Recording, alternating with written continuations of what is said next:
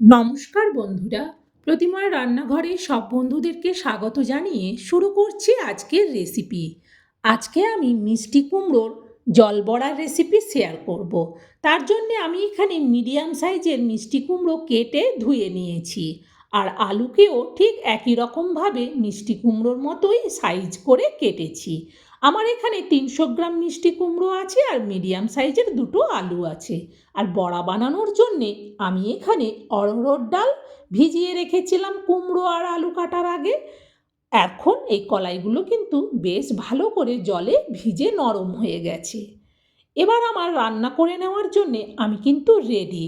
আর বন্ধুরা কেউ স্কিপ করে দিও না, পুরো রেসিপিটা দেখো আমি কিভাবে বানাই। দেখো, আমি গ্যাস জেলে দিয়ে কড়া বসিয়ে দিয়ে তাতে দিয়ে দিচ্ছি তেল। খুন্তি দিয়ে তেলটাকে একটু কড়ার উপর পর্যন্ত চাড়িয়ে নিলাম।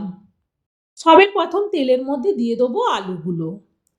সব আলুগুলো অল্প অল্প করে আমি হাত দিয়ে তুলে দেওয়ার পর খুন্তি দিয়ে ভালো করে উল্টে পাল্টে একটু নেড়ে দিলাম। এরপর আলুতে অল্প হলুদ দিয়ে দিচ্ছি। হলুদ দেওয়ার পর আবার আলুগুলোকে উল্টে পাল্টে নাড়াতে থাকবো। আর এ সময় কিন্তু গ্যাসের ভলিউমটাকে মিডিয়ামে রাখবো। দেখো, আলুগুলো বেশ সুন্দর হয়ে ভাজা হয়ে গেছে। এরকম যখন ভাজা হয়ে যাবে আলুগুলোকে তুলে নেবো একটা জায়গার মধ্যে। এরপর আমি তেলের মধ্যে দিয়ে দিচ্ছি একটা শুকনো লঙ্কা আর দিচ্ছি তেজপাতা, গোটা জিরে। 2 মিনিট ভেজে নেওয়ার পর এতে দিয়ে দিচ্ছি গ্রেট করা আদা 2 চামচ। আস্তে আস্তে করে তেলের মধ্যে দিলাম, কারণ আদাটা একটু তেল ছিটায়। ভালো করে আদাটাকে ভেজে নিলাম। আজকের রেসিপিটা কিন্তু আমি সম্পূর্ণ নিরামিষভাবেই বানাবো। এতে এবার দিয়ে দিলাম মিষ্টি কুমড়োগুলো। ভালো করে এবার খুন্তি দিয়ে মিষ্টি কুমড়োগুলোকে নাড়াতে থাকবো।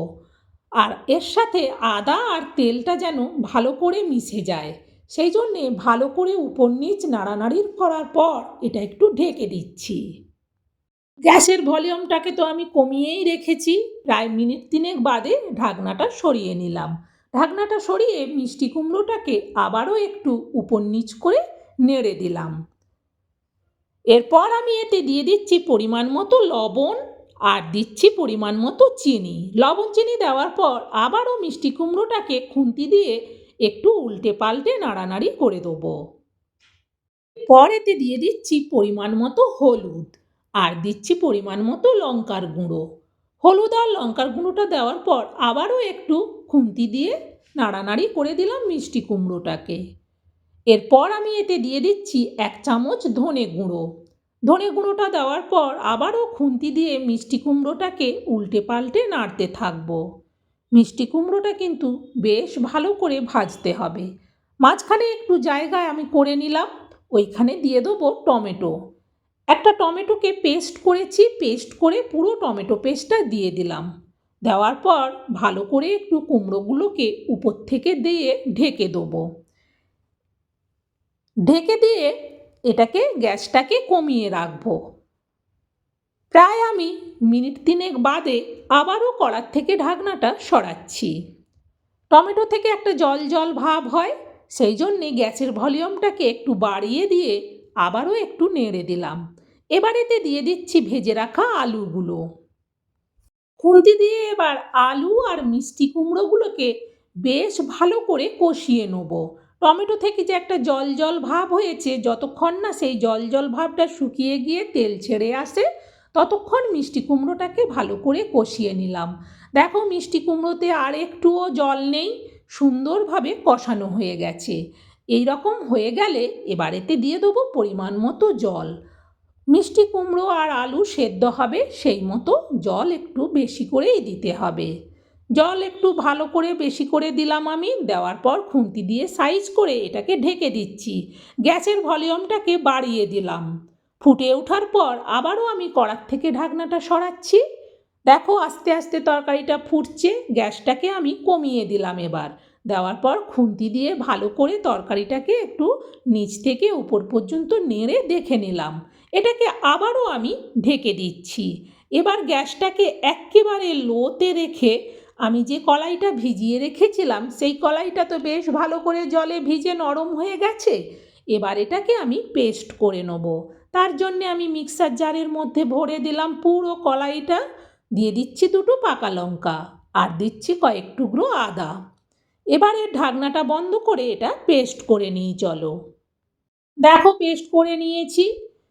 এইভাবে একটা সুন্দর পেস্ট তৈরি হয়ে গেছে। দিয়ে দিচ্ছি কলাই বাটার মাপে লবণ, আর দিচ্ছি অল্প একটু হলুদ। এবার ছোট চামচ দিয়ে ভালো করে লবণ আর হলুদটা কলাই বাটাতে মিশিয়ে নিলাম।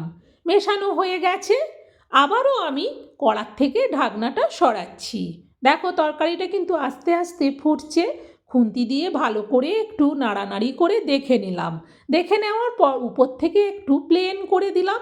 এবার ওই কলাই বাটাটা আমি অল্প অল্প ছোট ছোট করে বড়ার আকারে দিয়ে দিচ্ছি। এইভাবে উপর থেকে সব কলাই বাটাটা দেওয়ার পর এটাকে ঢেকে দিচ্ছি। গ্যাসটা কিন্তু মিডিয়ামে রেখে প্রায় আমি আবারও মিনিট 3 বাদে ঢাকনাটা সরাচ্ছি। এবার খুন্তি দিয়ে দেখে নিতে হবে বড়াগুলো ধরে গেছে কিনা। একটা দুটো দেখলেই বোঝা যাবে যে সব বড়াগুলো তাহলে ধরে গেছে। সব বড়াগুলো ধরে গেছে। এটা দেখে নেওয়ার পর খুন্তি দিয়ে ভালো করে এবার তরকারিটাকে একটু নেড়ে দেবো। এরপর এতে দিয়ে দিচ্ছি ভাজা জিরে গুঁড়ো 1/2 চামচ, আর দিচ্ছি অল্প একটু কসুরি মেথি। হাত দিয়ে এইভাবে গুঁড়ো করে দেওয়ার পর এটাকে ঢেকে দেবো। গ্যাসের ভলিউমটাকে কিন্তু একেবারে লোতে রাখবো। আবারও প্রায় মিনিট 2.5-3 বাদে আমি কড়ার থেকে ঢাকনাটা সরাচ্ছি। খুন্তি দিয়ে একবার ভালো করে তরকারিটাকে দেখে নিলাম। বেশ সুন্দর সেন্ট হচ্ছে তরকারিটাতে। এইভাবে তরকারিটা দেখে নেওয়ার পর নামানোর আগে দিয়ে দেবো আমি 1/2 চামচ ঘি। আমি এখানে ঘি দিচ্ছি, তোমরা চাইলে বাটারও দিতে পারো। আর যাদের ঘি বাটার খাওয়া বারণ তারা দেবে না, এমনি তরকারিটাকে ভালো করে নাড়াঘাঁটা করে নেবে যাতে একটু মাখো মাখো হয়ে যায়। এবার কিন্তু তরকারিটা আমার পুরো রেডি। এবার এটা আমি নাবিয়ে নেব। নাবিয়ে নেওয়ার জন্য এরকম একটা বড় বাটি নিয়েছি। বাটির মধ্যে পুরো তরকারিটা ঢেলে নিলাম। এইভাবে মিষ্টি কুমড়ো রান্না করলে এত টেস্টি হয়।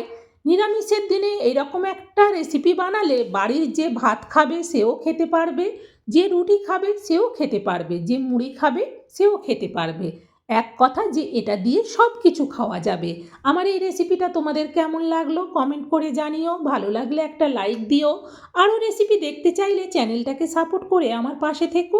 আর তোমরাও এই রেসিপিটা শেয়ার করে দিও, যাতে এইভাবে মিষ্টি কুমড়োর দুর্দান্ত স্বাদের নিরামিষ রেসিপিটা সবাই বাড়িতে বানিয়ে খেতে পারে। এত সুন্দর একটা রেসিপি তোমাদেরকে শেয়ার করলাম। আবার অন্য দিন অন্য রেসিপি নিয়ে চলে আসবো। তোমরা সবাই ভালো থেকো।